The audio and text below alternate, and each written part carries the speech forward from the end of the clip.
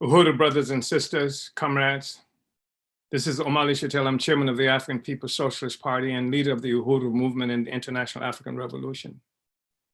I want to talk to you today about something that surrounds the outcome of the trial in the United States of Derek Chauvin for having murdered in a very public and brutal way George Floyd on May 25th of 2020. Because we've just seen that Chauvin was found guilty in the colonial court for 3 counts, various iterations of murder, murder, and that Africans throughout the US and around the world were joined by an assortment of liberals and opportunists and hustlers who declared that the conviction of Chauvin for the grotesque and public lynching of George Floyd represents a turning point in the culture of policing African people in the United States. Before the actual verdict came forward, people like Ben Crump and Al Sharpton were talking about how this trial represented something like a referendum on justice for African people in the United States. And there was a tremendous amount of exuberance that was demonstrated by ordinary masses of African people, car honking and a kind of celebration. People marched up and down right there in Minneapolis, near the whole so-called Hennepin Justice Center where Chauvin was tried. And this went on for more than an hour, just a celebratory kind of event. And I understand that because for Africans, the conviction was the conviction of Chauvin.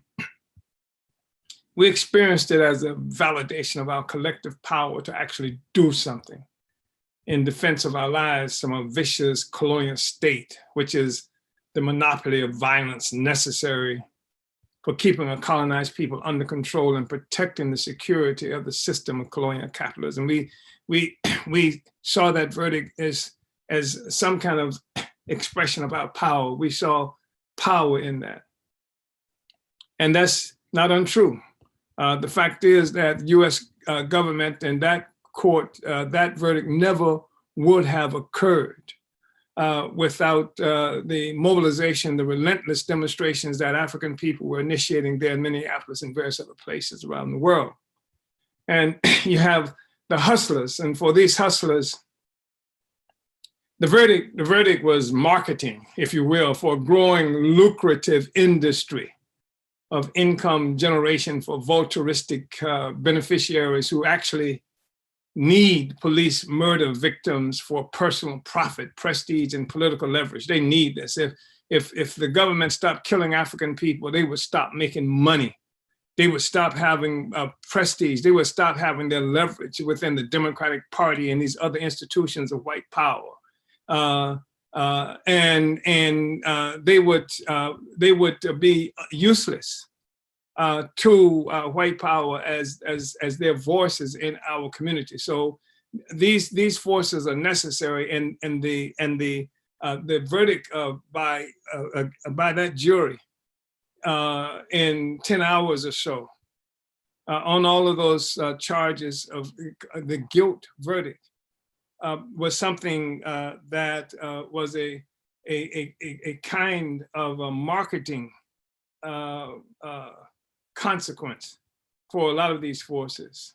It's a growing and lucrative market, lucrative industry of income generation. And these are vultures in our own community who benefit and from this. And you know them when you see them. They're the first ones you see.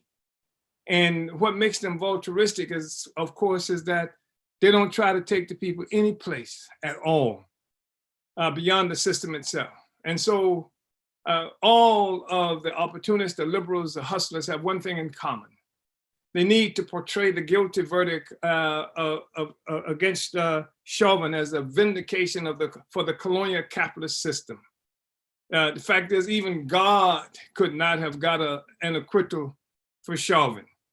When you saw that this verdict for Chauvin, against Chauvin, was necessary for the colonial capitalist system to prop up its leadership, and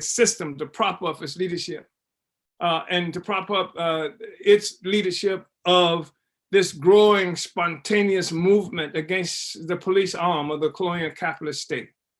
So they needed this guilty verdict. And when I say prop up its leadership, the colonial capitalist state, again, because what they've done with this trial is to say that the contradiction was not the system. It's not the colonial capitalist state apparatus itself, it was this one guy, Chauvin. And so they willingly threw Chauvin under the bus. And this is why, over the 2-week long trial, the police department, the whole police establishment, including the Minneapolis chief of police himself, represented a substantial portion of the testimony that was provided by the 45 witnesses during this 2-week trial. And most of them for the prosecution. And the prosecution that always protect the state from our people. That's what the prosecution is there for. And so now we see the prosecution prosecuting Chauvin. And they're prosecuting Chauvin using all of the resources at their command to make sure that Chauvin is convicted. Not the system, but Chauvin is convicted. And because in the minds of growing numbers of African people, the system itself is exposing itself as something that is against the interests of African people and cannot address our interests and our aspiration. So all this testimony that was provided by the prosecution in this instance was designed to prove that Chauvin's treatment of George Floyd was a departure from training and from normal police activity. And this was designed to declare that the capitalist colonial state in the form of the domestic military force called the police is not the problem. It was just Chauvin. And of course, this explanation does not explain why even during Chauvin's trial, police in Brooklyn Center, which is a Minneapolis suburb, less than 10 miles from where Chauvin was on trial. It doesn't explain why that police organization would murder 20-year-old Daunte Wright, or why police would gun down a 16-year-old Ma'Khia Bryant shortly before this verdict was rendered. And this happened, of course, in Columbus, Ohio. And we saw also the murder of this young Adam Toledo in Chicago, 13 years old. So this trial being presented to us as this referendum on US justice, and holding out the hope that now that this trial has concluded with Chauvin's conviction, that somehow things can get better under the system that dominates every aspect of our lives. And I think it's really important for us to recognize what has happened. And yes, it is good that Chauvin was convicted. And we know that it was not the prosecution alone that convicted Chauvin, it was the pressure of African people that put the system itself on trial, that made it necessary for them to do something. I think it's important, comrades, brothers and sisters, for us to understand that. And there's this natural empathy that comes from our community around the family of George Floyd. And Thelonious has been the person who is speaking mostly for the family, and he is George Floyd's younger brother, and so they have been held up, and people who've been demonstrating, expressing so much joy, so much happiness for the Floyd family. And I think that's good. We do have empathy for that family. We have empathy when we see what happens to our people in that brutal murder. We see what happened to our children, the rape, the pillage, the stuff that we have had to suffer as a people. And so that's natural, but it's not about George Floyd's family. And it's important to say that because we've seen lawyers, hustlers, and what have you, who have raised up these victims, the families of these victims of these murders, and somehow confer upon them some kind of understanding of revolutionary self-determination or politics in general. That somehow they say, well, the family doesn't want to do this, the family wants to do this, etc. The family says, be peaceful. The family says, don't rebel. The family says this and that. This is these persons.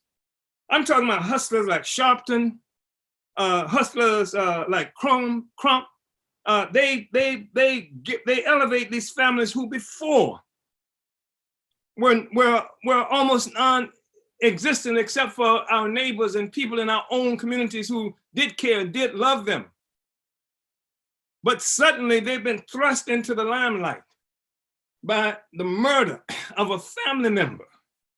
And this murder is something that Crump and others would have us believe has conferred upon them some kind of political understanding, political education that reveals to them what the struggle about self-determination is, or what the politics in general, which is not true. Because the reality is, it's through their control, their influence with these family members who they get to say and do things and show up where they want them to show for the purpose of containing the struggle of African people within the limits that the government would have it contained, and within the limits that this verdict was designed to create. And so it's important for us to understand that cruelty and brutality are common to colonial slavery. That even though this victim, this immediate victim, was George Floyd, but we know the other victims. We know Tamir Rice, 12 years old, gunned down.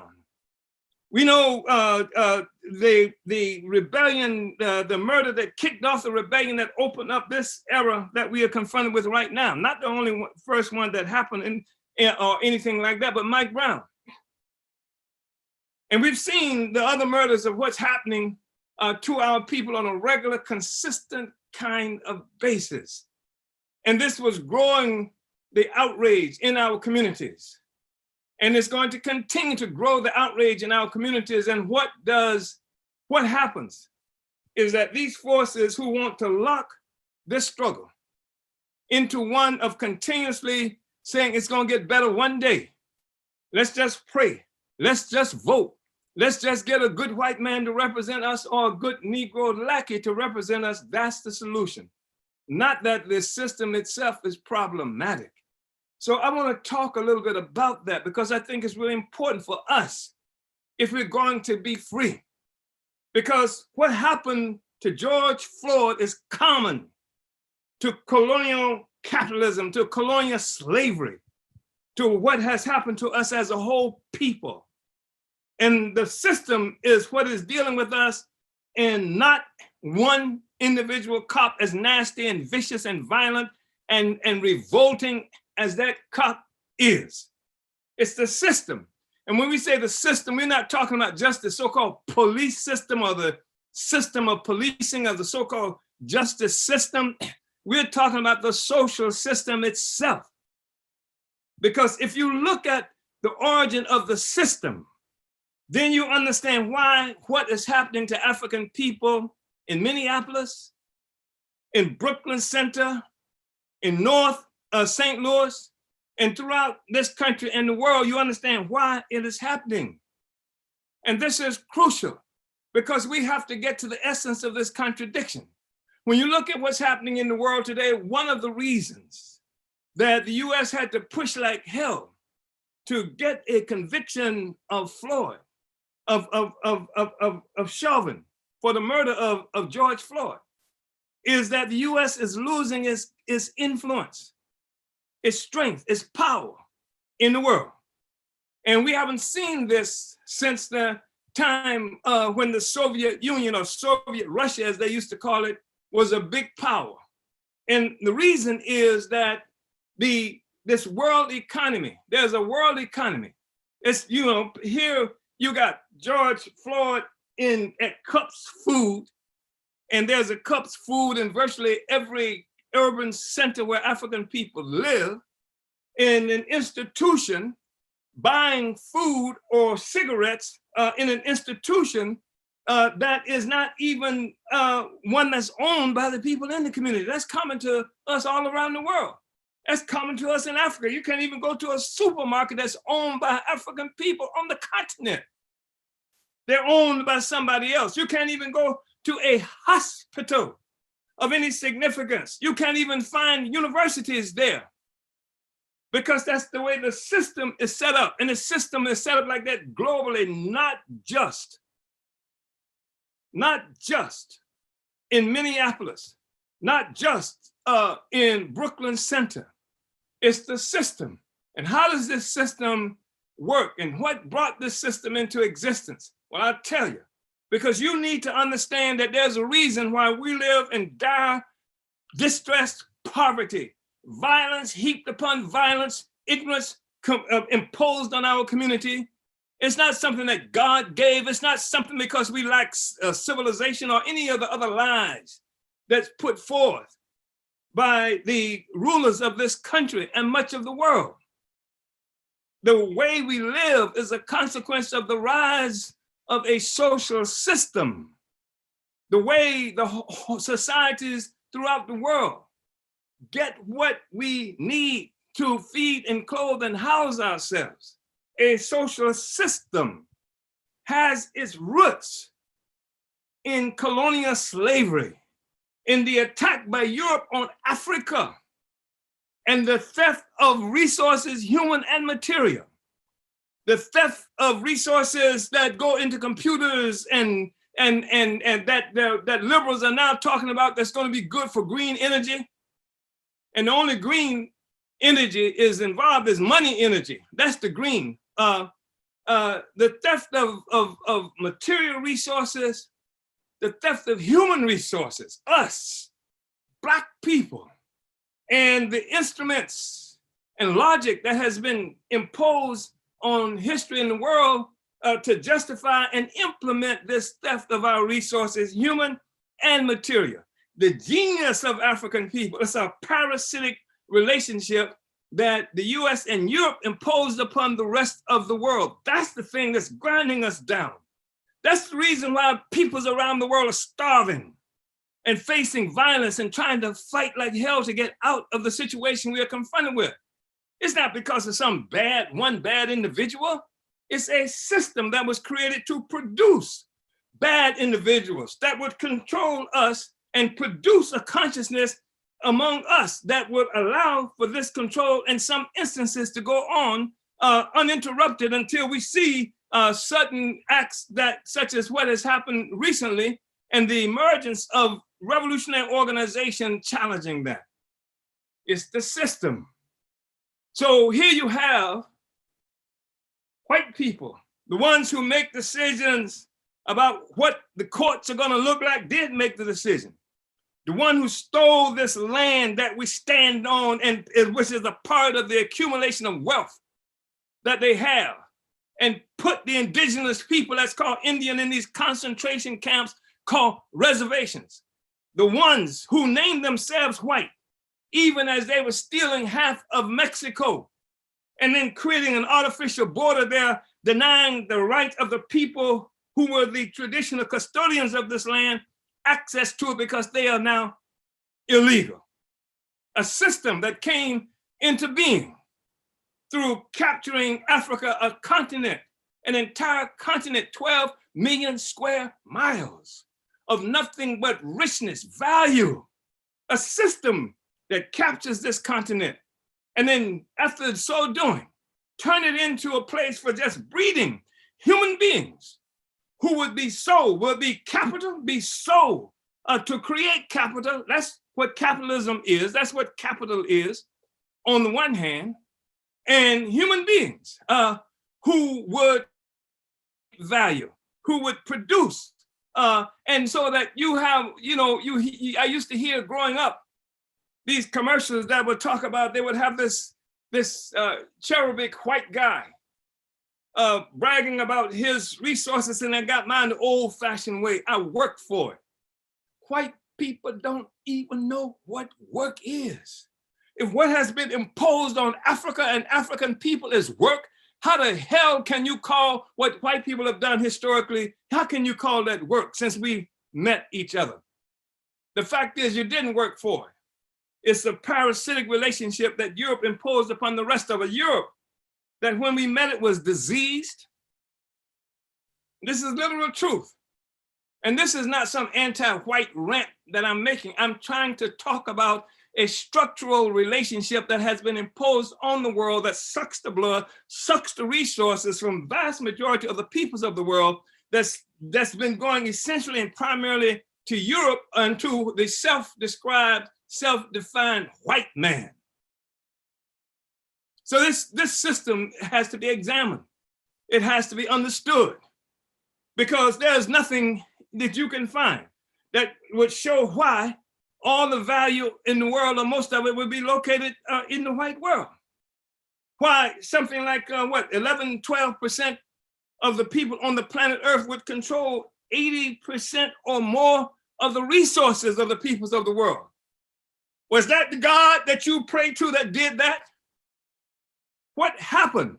And what happened was that Europe, faced with disease, where at least half of the white people on Earth died in a 4 short years, rescued itself through stretching out and enslaving human beings, capturing and bringing us into colonial slavery.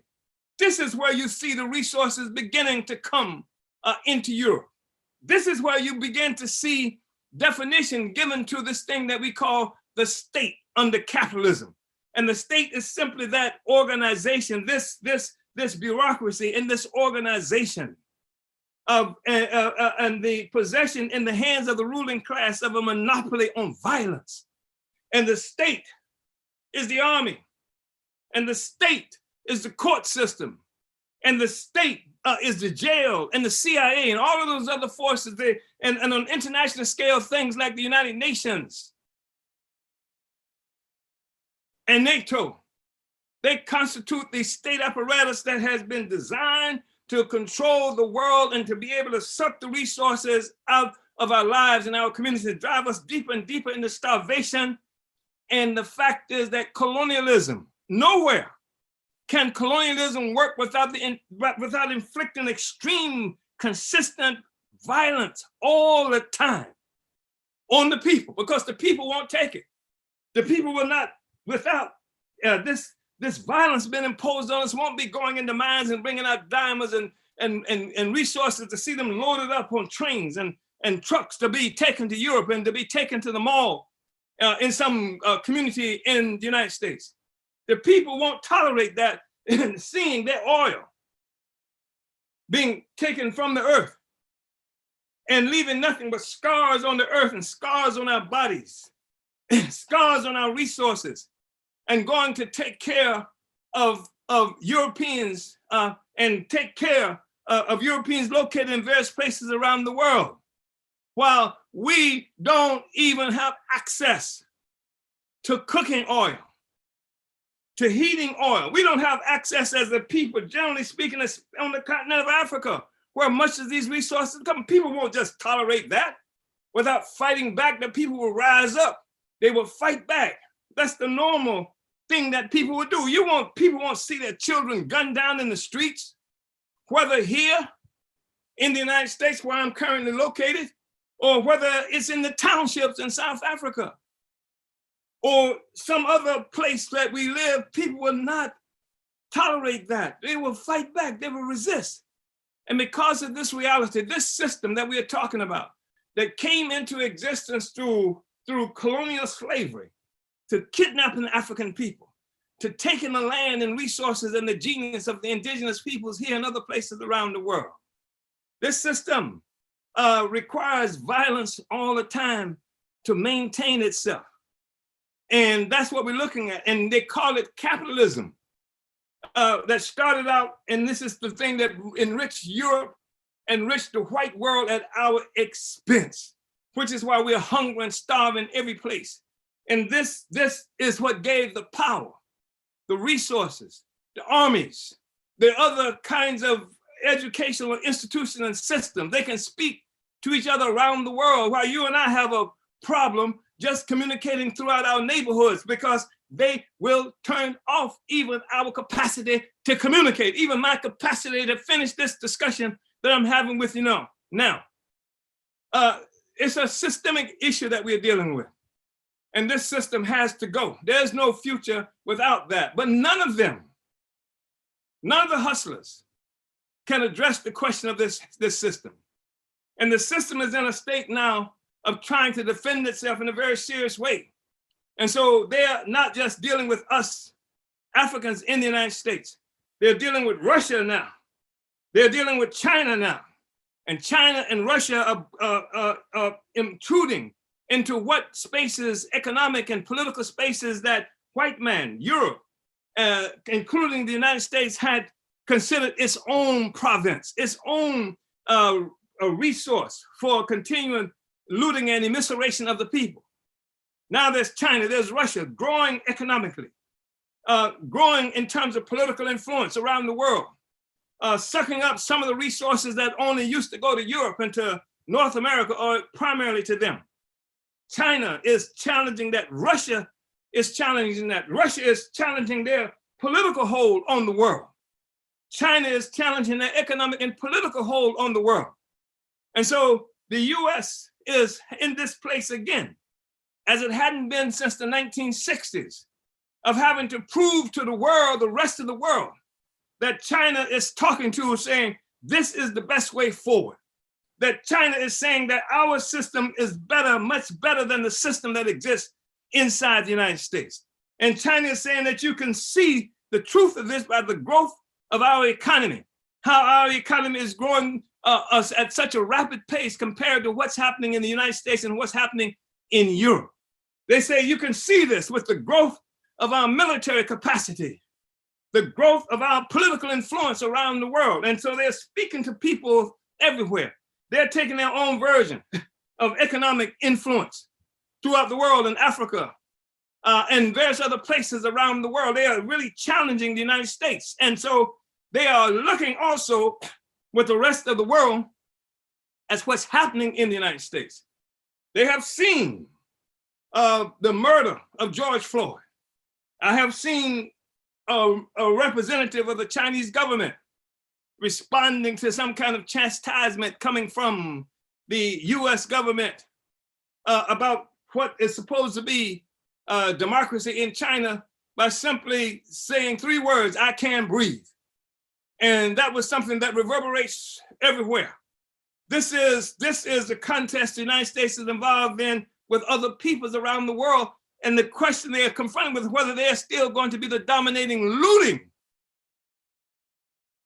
force in the world.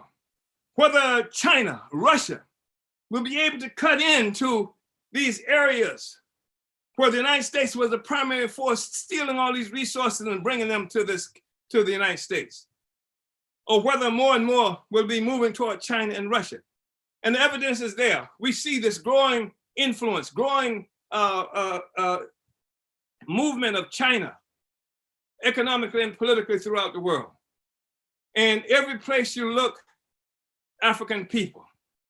We are looking at Africans who are catching hell.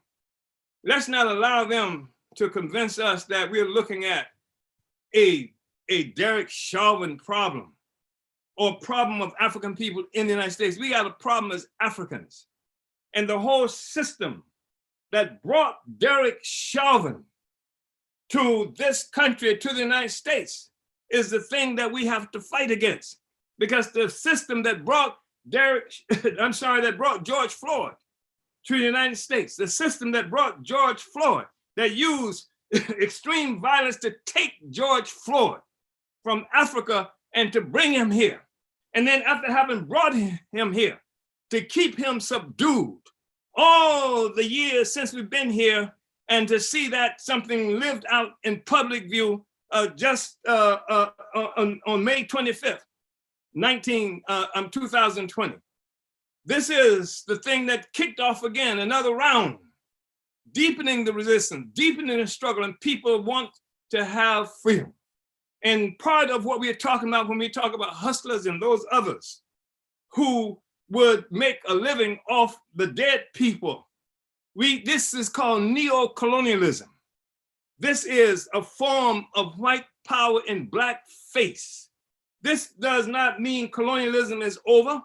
It just means that colonialism has taken on another face, another form, and colonialism is the alien and foreign domination of a people by another foreign power.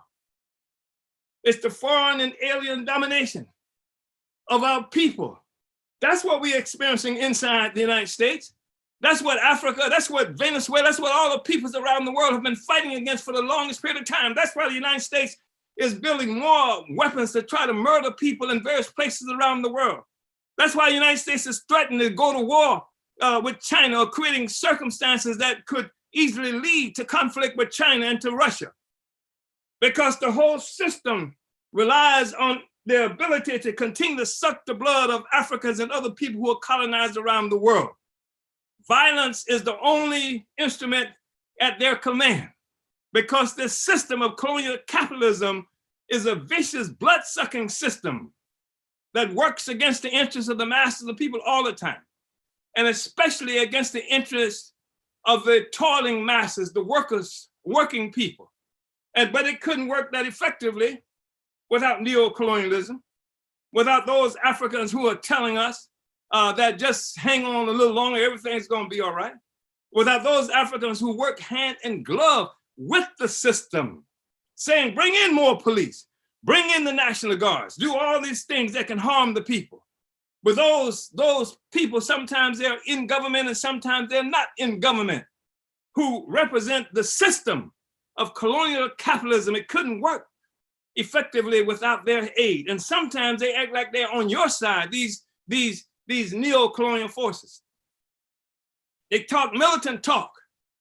They can give the most militant prayer you ever heard in your life. But the fact is they never talk, and they never help us to organize, to overturn the system that rests upon the foundation of our poverty, and that requires violence in order to maintain itself. So that's what we're talking about. That's why I'm having this discussion. I'm saying this to Africans all around the world, everywhere, because we're fighting against the same system. And African People's Socialist Party has been working for the last 50 years to consolidate the strength, the power of Africans, of the more than 1 billion African people, to fight to take over our own lives, to take our lives away from colonial domination, to be in charge of our own affairs, to be able to create and recreate life for ourselves, to be able to take our culture and our genius out of the possession of those foreigners and aliens who do nothing but violate it and humiliate African people on a regular basis. This is what the African People's Socialist Party has been working for. And it's more than just a discussion. We built the organization to do it. We have recognized that there is no so-called justice for George Floyd. There's no justice for Adam Toledo. There's no justice for Dante Wright inside this system. What has to happen is we have to make our own justice. We have to govern. That means we have to push out of our lives all of those forces that are restricting, restraining, or prohibiting the ability of us to come to power to govern ourselves. And why shouldn't we govern ourselves? Because when we got on that ship, and I'm talking about just the one that's that brought us to the Americas and dispersed us around the world, when we got on those ships, we were African people. And when we got off the ships, we were still Africans. Yet somehow, Africans get on a ship in Africa and then get off the ship, and we lose them because they're no longer Africans. They're Negro Americans. They are Jamaicans. They are all kinds of other appellations that have been imposed on us because we don't have control of the definition of ourselves anymore. And that's what part of the struggle is reclaiming our place in history. We define who we are. We have our own government, but this government cannot exist except engaging in this most serious kind of contest to liberate ourselves from the government of the colonizers. That's what it has to happen. That's what we're about. We've always been about that. And increasingly what we see is more and more Africans, but not just Africans. We see so-called white leftists and others who are taking the theory that we've created, taking the science of understanding how this system came into existence, and they would take it and they would use it against the revolution because they have access to platforms and monies and things like that we don't have access to. And so they would take this and that because they know it's reverberating, what we are saying, reverberating more and more to African people around the world and inside the United States as well. And the only reason it hasn't been doing it all along because the US government murdered, killed those who were revolutionaries fighting against colonialism. They killed Malcolm, they even killed King, they killed members of the Black Panther Party, they killed the co-founder of the African People's Socialist Party. They engaged in massive incarceration of African people. That's why you got these political prisoners who are in prison up to this day. Sundiata Acoli being one of them. 84 years old, people been in prison for more than 50 years. And what did they go to prison for in most instances? Fighting against the police. That's why Mumia Abu Jamal, they're trying to kill him today. All of those who fought against this police, this arm of the state, this violent arm of the state that's necessary for maintaining the status quo. That's what we are fighting against. That's what we've always been fighting against. And the people were with us and still are with us. Once we bring this back to consciousness, that's what our responsibility is. So I just want to say that, excuse me, that what we've seen up to now in this guilty verdict is an attempt by the colonial capitalist system itself to rescue itself, or to disguise the viciousness of its rule, and to try and have us understand that the problem is not the system, but this guy, Chauvin. In 1979, the African People's Socialist Party put forth a 14-point working platform that would be reaffirmed in 1981 at the first Congress of our party that was held in Oakland, California. It's 14 points. And there are a couple of them that I want to bring out, and I've done this before, because it's a testimony to what kind of stance we should have. It's not good enough just to be engaged in spontaneous struggle. That's all right, spontaneity, but it's not good enough. We like to see people struggle. We engage in struggle. We lead some of them because the people have to enhance the ability to fight. But spontaneity in and of itself is problematic. And when I say spontaneity, I don't mean you didn't sit down in your living room or you didn't sit down in some place in your cafe and decide what you were going to do in terms of making a demonstration. When I say spontaneity, I'm talking about these struggles that's happening, that's not connected to a what in, not connected to some theory, so that anything comes along becomes the thing that we swing this way, that way, in order to try and accommodate. That's the thing that makes us vulnerable to hustlers, to opportunists, to people who are out just to make a buck for themselves, who are afraid or unwilling to fight against the system because the system benefits them. But brothers and sisters, let me tell you something. You in this place of talking about maybe it's going to get better one day, and maybe the trial of conviction of Derek Chauvin is going to be the magic bullet. But the thing is, I would be surprised if this country was 5 years from now, if this country is anything like it is today. All kinds of forces are in motion to change that. Internationally, people are moving to change that. People are contending with the United States for the resources. They won't reach your supermarkets, these supermarkets, as frequently and as easily and as cheaply as they have in the past. People are struggling and contending with the United States around the world, around petroleum, energy, and various other things like that, minerals. They won't reach the United States in the same way as they have in the past. And this crisis that's growing inside this country, this crisis of Black people fighting back, of the peoples around the world fighting back, that's forcing the colonizer population, meaning white people in general, to have to review who the hell they are for real. Because part of a critical component of their identity has been the fact that they dominate the world. They dominate the Black people who dare not fight back. They dominate the Mexicans whom they've slandered and what have you. They dominate the people in Asia and every place else. And so these people see not only is the economy slipping and that they can't be sure that their children will be able to live as well as they have lived, but the fact is that they do not have the kind of prestige that has traditionally gone with being white. That's what Trump's message was. When he said, make America great again, he was making America white again. And that's what captured the motivation of so many white people who were seeing themselves being pushed out of history because they only came in history as our expense by pushing us out of history. So now you see mobs of white people on January 6th who almost overthrew the government. They attacked the Capitol. And there's no telling what it's going to look like next year or 2 years from now.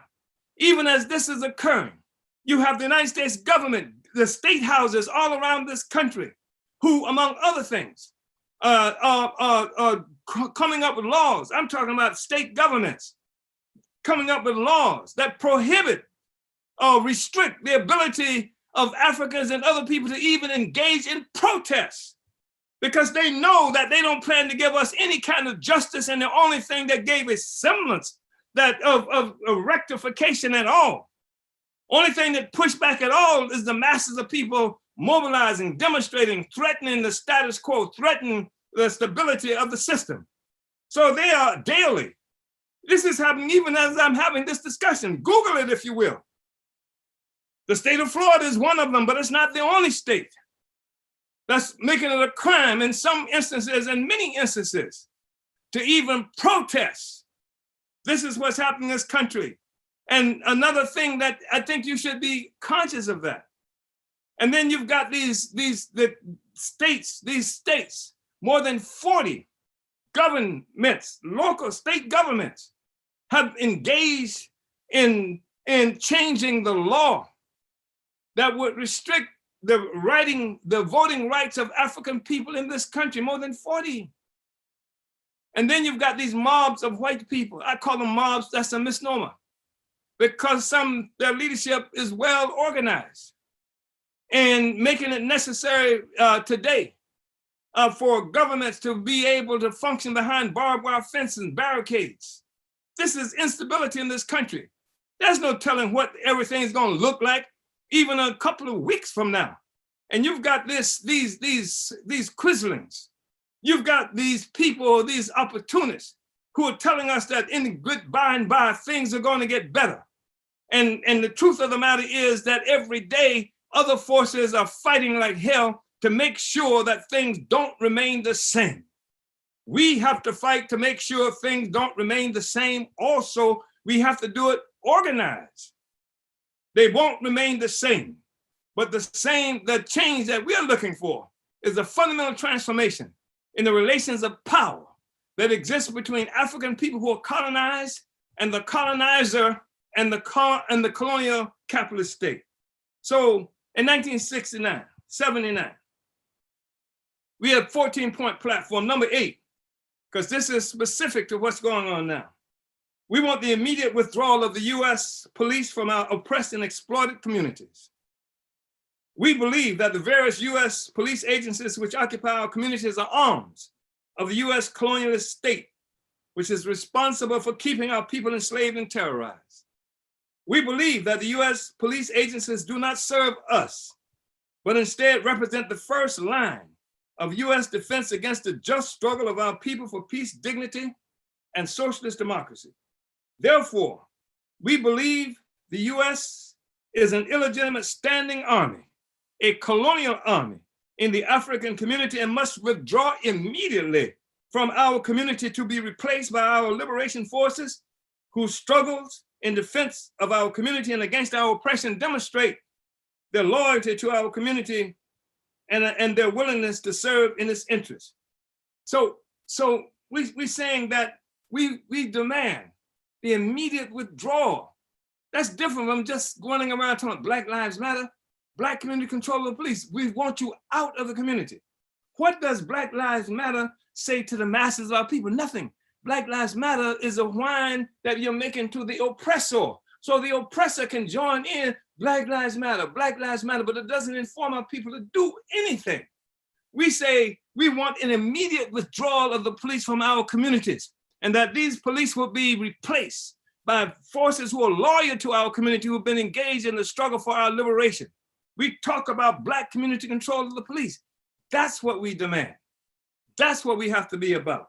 So I just wanted to say those things, brothers and sisters, and I really am asking on you to join the African People's Socialist Party and become a part of the formidable struggle that we are waging around the world. And we are waging this struggle around the world. We are virtually everywhere. We are in Africa, we are in the Caribbean, we are in Europe and throughout the United States. That's where we are, because our struggle is a global struggle. It's not just a struggle here inside the United States. It's a struggle that we're involved in all around the world. African people have to be free.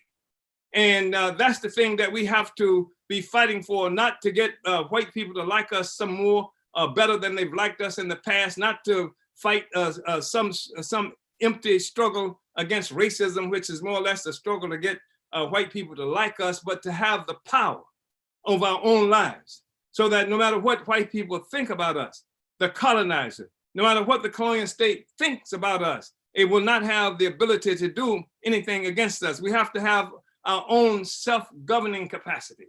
We have to be a self-governing people. That's what the fight is. And we have to recognize that we are Africans and that we have to fight for the liberation of all our Africa, all our resources, because even as we have in this discussion, we had a place called Cup Foods when America, China, Turkey, India, England, Canada, France, Germany, you name it, they are robbing and looting Africa, the richest continent on the planet Earth, and we have nothing. No capacity to feed, clothe, and house ourselves. They've created these borders there inside Africa to separate us from each other and to separate us from our resources, so that France has more contact with our resources in parts of Africa than other Africans have contact with our resources. That has to change. So ours is a global revolution. And that's what we have to be involved in waging. And so what I'm asking, comrades, brothers and sisters, is that you should go to apspuhuru.org, apspuhuru.org, to find out how you can connect better with the African People's Socialist Party and with this revolution that we are building around the world, because we are determined to be free. And we know that there is no way that we will ever have peace without having first captured power in our own lives. We will never have peace without having first created an organization, a steel cadre who can have the long view, who understand that revolution is a process, it's not an event. It's not showing up, just showing up in Minneapolis and think the revolution is going to be there. It's a process. And the African People's Socialist Party has been involved in this process now for 50 years. And this is why we were able to go into Minneapolis and other places. This is why we're having this discussion, because we have to take revolutionary science into the spontaneity of the masses of the people and give direction to how it is, what it is that we have to do. I just want to say finally, comrades, brothers and sisters, that we go to apspuhuru.org and among other things, connect with the African Liberation Day mobilization that the party is sponsoring in May 22nd and 23rd. And that's going to be an important event because we're organizing Africans all around the world to participate, because the thing is, as we say, we have to build the African state. We have to build the African worker state so that we have power ourselves every place we are located as a part of a connected enterprise of African people. So I just want to thank everybody for coming on. apspuhuru.org, Uhuru and Vanguard up. Uhuru.